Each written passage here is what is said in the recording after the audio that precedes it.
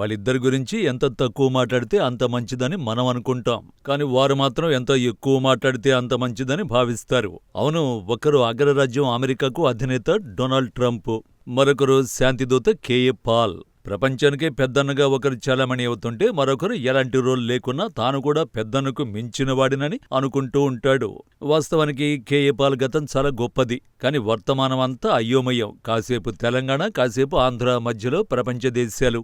ఇది KA Paul రాజకీయం. నిత్యం మీడియా ముందుకు సంచలన ఆరోపణలతో ఆయన వస్తూనే ఉంటాడు. అమెరికా నుంచి ఆఫ్రికా, ఆంధ్ర నుంచి అండమాన్ వరకు, తెలంగాణ నుంచి త్రిపుర వరకు ఆయన మాట్లాడని విషయమంటూ ఏదీ ఉండదు.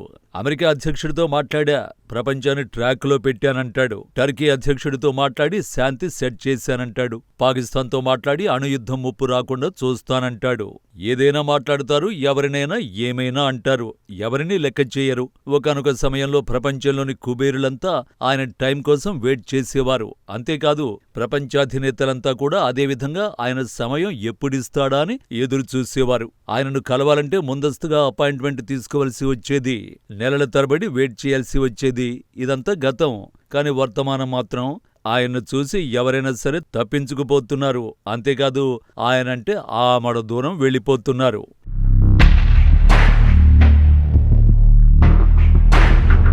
మరొక వ్యక్తి వాగుడుకాయ ట్రంప్.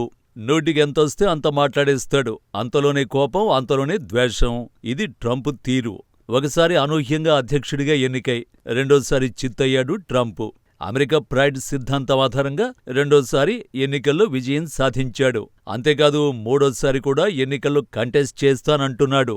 గెలిచి తీరుతానంటున్నాడు. సరే, ఆ సంగతి పక్కన పెడితే క్షణానికో మాట మాట్లాడుతూ వీడెవడ్రా బాబు అనుకునేలా వ్యవహరిస్తాడు. అపరిచితుడి తాత అని చెప్పొచ్చు. ఇద్దరి గురించి ఎందుకు చెప్పాల్సి ఉంటుంది అంటే, ఇటీవల పాకిస్తాన్ ముష్కరులు కశ్మీర్ పహల్గాం దాడితో 26 మందిని పొట్టన పెట్టుకున్నారు. తర్వాత మొత్తం వ్యవహారం వేడెక్కింది.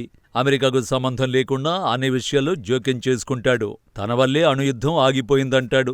అసలు ట్రంప్ను ఇండియా దేకదన్న విషయం తెలిసి అవేవీ పట్టించుకోకుండా ఏదేదో మాట్లాడుతాడు. అంతా అయిందని, అన్నింటికీ కారణం తానే అని చెప్పుకునే కేఏ పాల్కు ట్రంప్ ఏమాత్రం తీసిపోడంటూ నెటిజన్లు సోషల్ మీడియాలో హాట్ కామెంట్స్ చేస్తున్నారు.